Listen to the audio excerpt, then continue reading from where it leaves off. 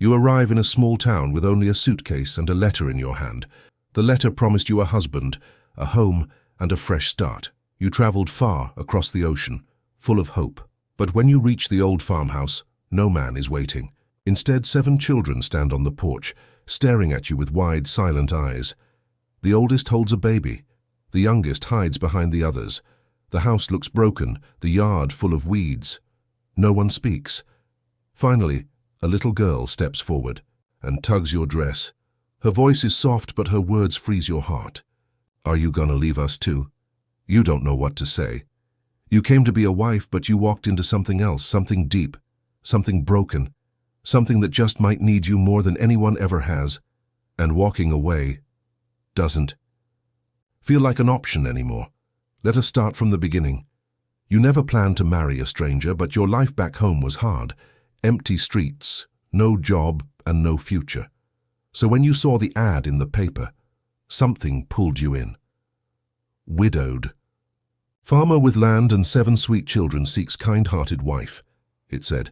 The man sounded honest, tired, and real. You wrote back. Days turned into weeks. Then a letter came with train tickets and a promise of love. You believed it. You packed your small bag, said goodbye to everything you knew, and stepped into the unknown. On the journey, you dreamed of warm dinners, soft beds, and maybe slowly a little happiness. But when the train stopped and no husband was there to greet you, only 7 children with sad eyes, you felt the ground shift. You weren't walking into a marriage. You were walking into a mystery, and maybe into the middle of a storm you weren't ready for. You follow the children into the house. The wooden door creaks.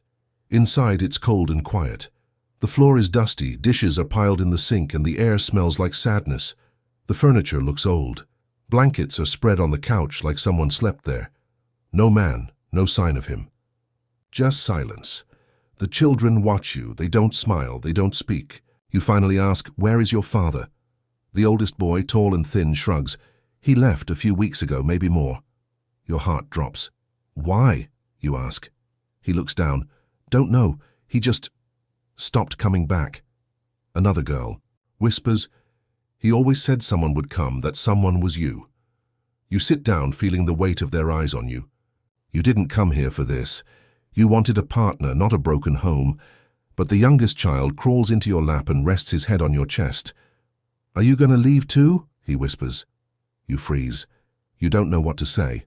Something in his voice sounds like it's been broken before. You look at their small faces, hungry, tired, hoping. You don't know who this man was or why he vanished. But these children are real. Their pain is real. And they are looking at you like you're their last chance. That night you sleep on a torn mattress beside the baby's crib. The roof leaks a little. The wind howls outside. You stare at the ceiling, heart pounding. You should leave. But you don't move. You close your eyes. And for some reason, you don't understand. You stay. The next morning, you decide to go into town. You need answers. You borrow an old coat and walk 5 miles on a dusty road past dry fields and broken fences. People stare when you enter the small grocery store. A woman at the counter stops bagging apples. A man sipping coffee lowers his cup. You ask softly, "Do you know where Henry Miller is?" The woman frowns. "You his new wife?" You nod. Her lips tighten. You should leave while you can. You blink. "Why?" She leans in and whispers, "You're not the first." Cold runs through your body. "What do you mean?" you ask. She looks away. "He brought others before you. Some stayed, some ran. You feel dizzy. What kind of man was he? Why didn't anyone tell you? Outside, the sheriff walks by. You stop him. "Do you know Henry Miller?" He sighs. "He's been gone for weeks. No one's seen him. Maybe dead, maybe hiding." You ask about the children. He nods slowly. "They're good kids, raised. Tough, but they don't trust easy. And if he's really gone, they're on their own." Your hands shake. You carry a bag of bread and canned soup back to the house. The children run to the door when they see you. "You came back," the little girl says with a smile. They gather around the food like it's gold. You watch them eat with trembling hands. You're still scared. You don't know what happened to Henry. You don't know what's coming next. But in this moment, watching these hungry kids thank you with their eyes, you feel something stir inside your chest. A whisper. Maybe you didn't come here by mistake. Maybe you were meant to arrive after he vanished. Maybe this is the reason you're here. The days pass slowly, but something begins to change. You clean the kitchen, fix the broken chairs, and sew the ripped curtains. The children start talking more. The little one holds your hand when you walk to the barn. The oldest begins helping with repairs. You learn their names: Tommy, Elsie, Ruth, Sam, Nora, Ben, and baby Peter. Each one carries a different kind of sadness. But under that sadness, you see sparks of joy trying to survive. One night, while cooking stew over the fire, Ruth brings you a small paper flower she made. "Mama used to make these," she whispers. You freeze. No one has called you that word before. "I'm not your mama," you say gently. She nods. But you don't leave. That's what mamas do. The words hit you deep. You lie awake that night thinking about your life, how empty it felt before you came. No one waited for you. No one needed you. But here, 7 little lives lean on you. The house is still broken. The past is still unknown. But for the first time, your heart feels full. You visit the sheriff again. "If I stay, what do I need to do?" He looks at you with surprise. "You want custody?" You nod. "Then we start the papers," he says. "You'll have to fight for it." But these kids, they already chose you. Outside, the wind is softer now, the sky feels wider. You return home and find the kids on the porch waiting. Tommy stands up and says, "We fixed the swing. It's strong now." You smile. They're fixing things too, in the house, in their hearts, in yours. You didn't come for this life, but maybe this life came for you. And now, you choose it. Fully. Even without answers, even without promises, you choose to stay. Weeks pass, then months. The house starts to feel alive again. Laughter echoes through the halls.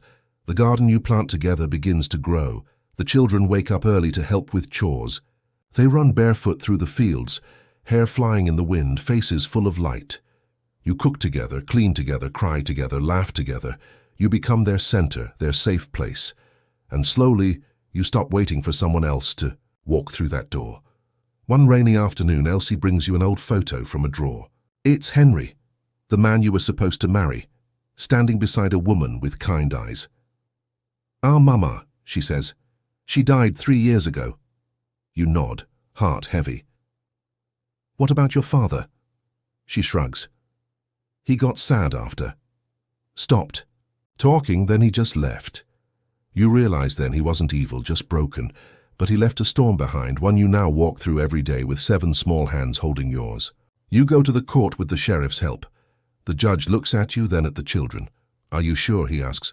"They're not your blood." You smile. "They're more than that. They're my purpose."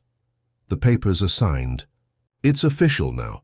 You walk out with tears in your eyes and 6 kids jumping around you and a baby sleeping on your shoulder. That night, they surprise you with a cake made of bread, jam, and hope. Tommy stands up and says, "We were waiting for someone. We thought it was Dad, but maybe it was always you," you cry. Not from sadness, but from a kind of joy you never knew existed. You didn't give birth to them, but you gave them something else: stability, warmth, a reason to smile again. And in return, they gave you a name you never expected to earn: Mother.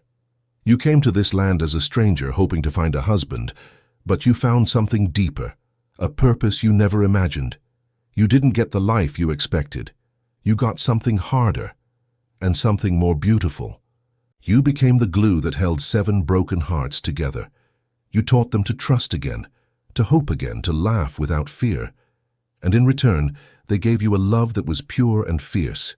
You didn't plan to become a mother, but now, when you hear that word, it feels right. It feels earned.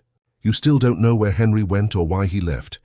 Maybe you never will, but it no longer matters, because in that old farmhouse, filled with noise, mess, hugs, and second chances, you finally found home, not a perfect home, but a real one built with love, not blood. And that is the family you never saw coming but always needed.